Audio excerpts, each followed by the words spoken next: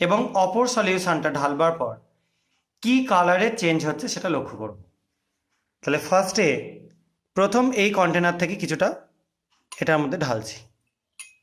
দেখো, দেখতে পাচ্ছ নিশ্চয়ই কি কালার হয়ে যাচ্ছে, পিঙ্ক অথবা রেডিশ ভায়োলেট বলতে পারো, এরকম একটা কালার, ম্যাজেন্টা কালার হয়ে যাচ্ছে। এবার এ পাশের যেটা রয়েছে সেটা দিয়ে এর মধ্যে ঢেলে দিচ্ছি। দেখো কি হয়ে যাচ্ছে, কালারটা আস্তে আস্তে একদম চলে যাচ্ছে, কালারটা পুরো গায়েব হয়ে গেল। আবার ফার্দার আবার একটু ঢালছে এই ম্যাটেরিয়ালটা।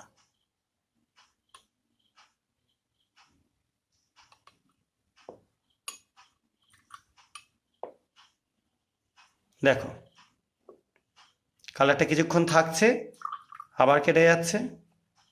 এবার দেখো আবার কালারটা মোটামুটি আগের ফর্মে ফিরে এসছে, তাও লাইট হয়ে যাচ্ছে, হালকা হয়ে যাচ্ছে। আমি তা আর একটু যোগ করে দিচ্ছি কালারটাকে একটু গাঢ় করবার জন্য।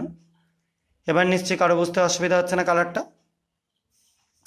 এবার আমরা আবার এই স্যাম্পেলটা আবার কিছুটা যোগ করে দেবো। দেখো, দেখতে পেলে কালারটা পুরোপুরি গায়েব হয়ে গেল, ডিসঅ্যাপিয়ার করে গেল।